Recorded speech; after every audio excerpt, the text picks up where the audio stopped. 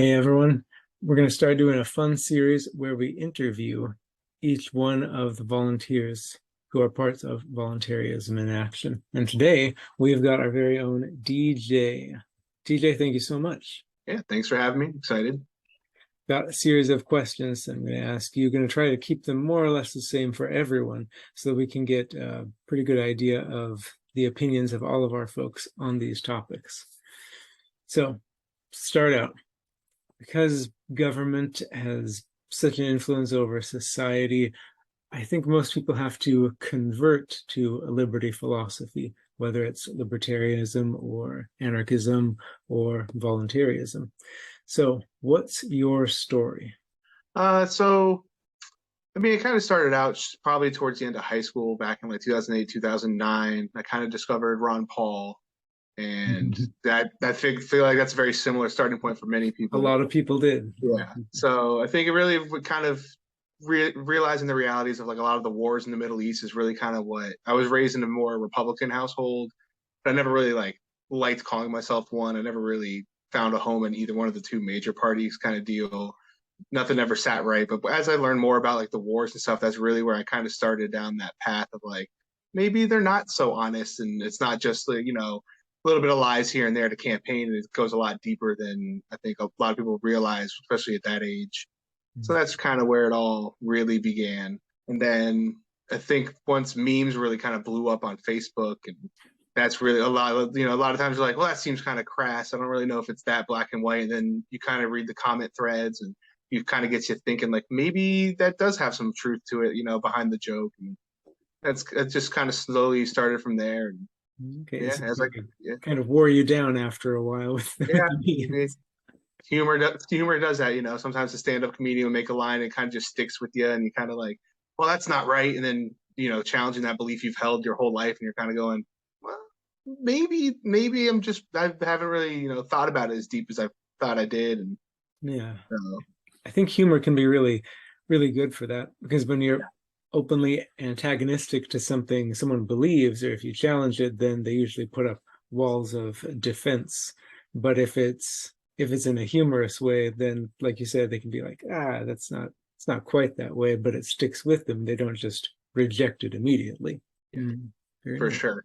A more lighthearted way to kind of challenge someone's thought process than being like, you're just a terrible person, Yeah, people don't respond well to that. Yeah, no.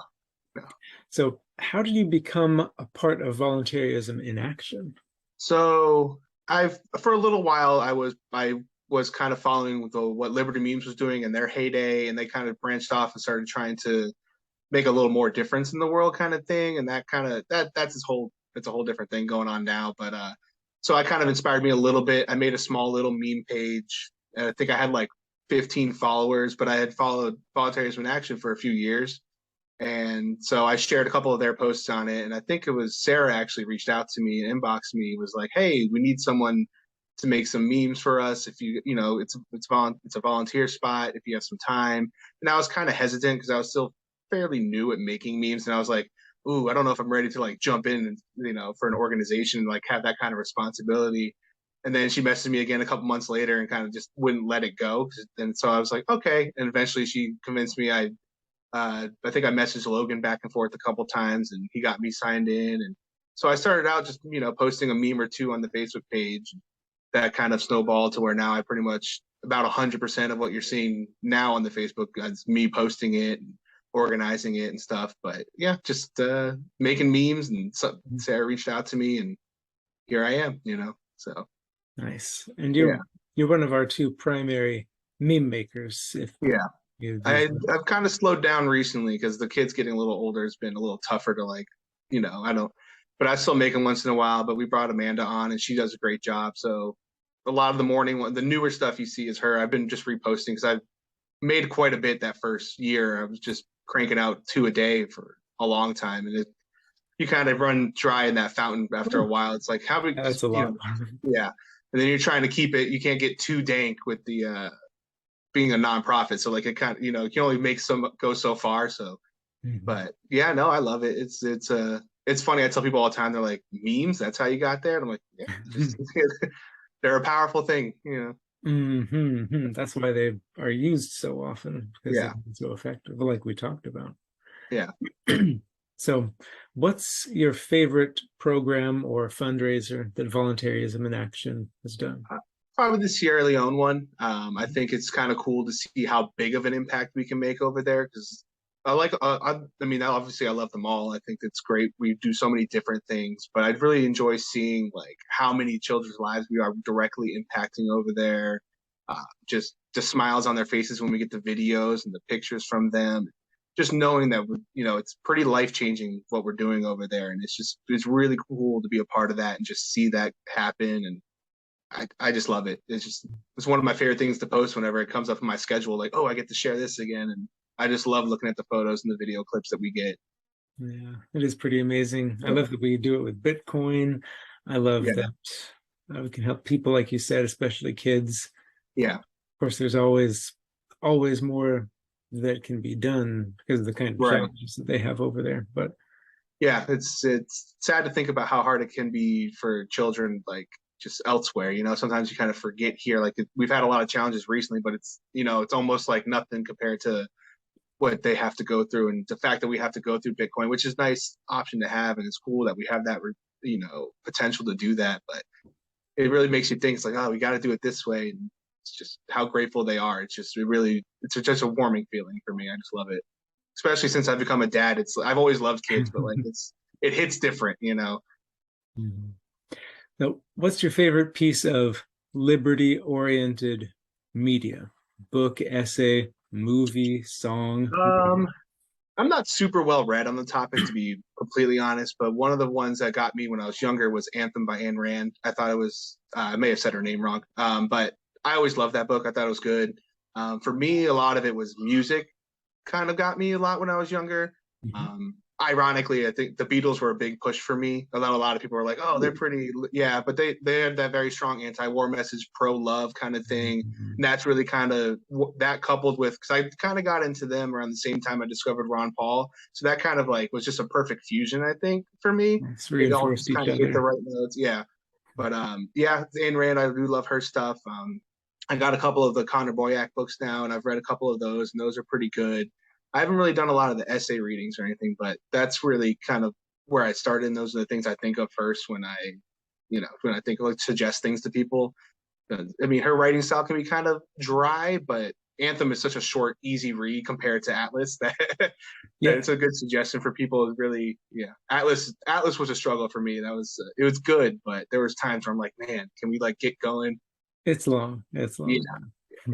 I love that music was a yeah. part of that too, because so often it's the Ayn Rand books or it's the Hmm. Mises articles and things like that. But to have music be a part of that, I think is really unique and exciting, especially that Yeah. the Beatles could open up that door. Yeah, I get a lot of weird looks at some of the Liberty circles, and I'm like, yeah, John Lennon was actually a big reason I'm in this circle now. And people are like, that guy. I'm like, I don't agree with him 100%, but he did kind of open up that thought process. And Rush is another one of those I think is very common in the Liberty circles.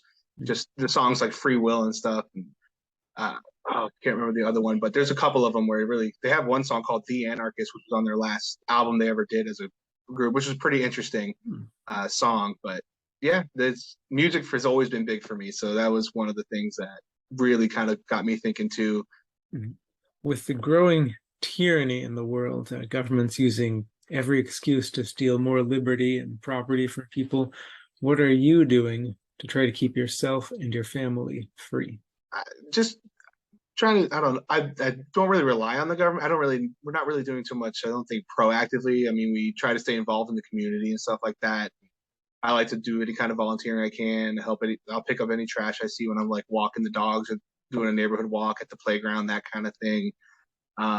My wife's not exactly in line with my political beliefs, so that's always kind of interesting sometimes when we have discussions when it comes up. But she's been kind of getting there more and more, especially with taxes and stuff. She's just seeing them increase, and all of a sudden, like the grocery bills are going up. She's like, "Wait a minute!" I'm like, "Yeah, this was like I tried to tell you that stimulus wasn't free." She's like, "Well, we don't have to pay it back." I'm like, "We're gonna," and so Yeah. but no, I mean, we just try to take care of our own. I started growing some of my own vegetables and stuff this year just to try and learn some more independence.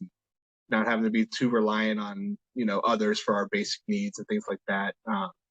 Just encouraging people to, go out in the community, do things in that nature. I think that's really the biggest thing you can do is, even if it's a small impact, you can see it and you can feel it. So that's really kind of what I like to do. I try and do that with my dog. My 3-year-old loves picking up trash and litter and stuff. She gets a kick out of it. So I'm hoping that influence sticks with her. She sees me, I try and keep like peanut butter sandwiches in the car. I'll give it to like someone on the street, if they, a homeless person or something like that. Give that to them if I have any cash on hand, which is pretty rare nowadays. But it's just little things like that, like nothing too crazy. I don't really go knocking on doors. If you accepted voluntarism into your life, yeah. Right? No, but I think that's great because I think that's where the biggest changes are made by those little actions, and they're cumulative and they add up over time as more and more people do them. Yeah. The best way to change the world is to first change yourself. That was kind of hard because I was a fairly selfish person for a long time, and then I was kind of like once I kind of started adopting those beliefs, I'm like, I'm not really living it. Like I always kind of kept my head down, thought about myself, kind of ignored the things around me, and it's kind of hard to do that as you get older. I feel like it's just the more you see it, you're like, something's got to happen here. Well, especially as a parent, because Yeah. you get more used to seeing, I guess, feeling the benefits that come from helping another person. And Mm-hmm. granted, your child is very closely connected to you, obviously, Right. but there's still that good feeling when you help someone who's not related to you, and Mm-hmm. that is a positive reinforcement, helping even more people. Yeah. And I think also it helps you see other people as more human too, because like just thinking like, oh, that's someone else's kid, like as silly as that sounds, like when you're growing up, you're like, oh, my parents don't know anything. You don't really associate. You're like, oh, I'm better than these people. That, and then you just realize everyone came from somewhere. That's someone's kid, and like, how would you feel if that was your daughter? If that was my daughter in that situation, I would hope somebody would reach out, give them, reach out a hand to them, give them something. So it is interesting as a parent how different you do end up viewing the world. Like yeah, it's it's very eye opening. It's like, oh, okay, like there's a lot more going on. You're a lot more aware of things too. Like there's a lot of times I'm like, oh, like throw on a old movie that I used to love, and I'm like, I don't think I should be watching it. Not realizing some of the stuff in them. Mm-hmm. Yeah, Yeah, just a different view. yeah, yeah. It's very eye opening for sure. Well, DJ, thank you so much for Yeah, joining us. It's been great. yeah, man. Thanks for having me. I enjoyed it. You have a good day. Thank you so much for watching this video. If you like what we do here, please like, share, subscribe, comment, and go over to our website where you can offer donations, request help us help people who are in need voluntarily. And we'll see you next time.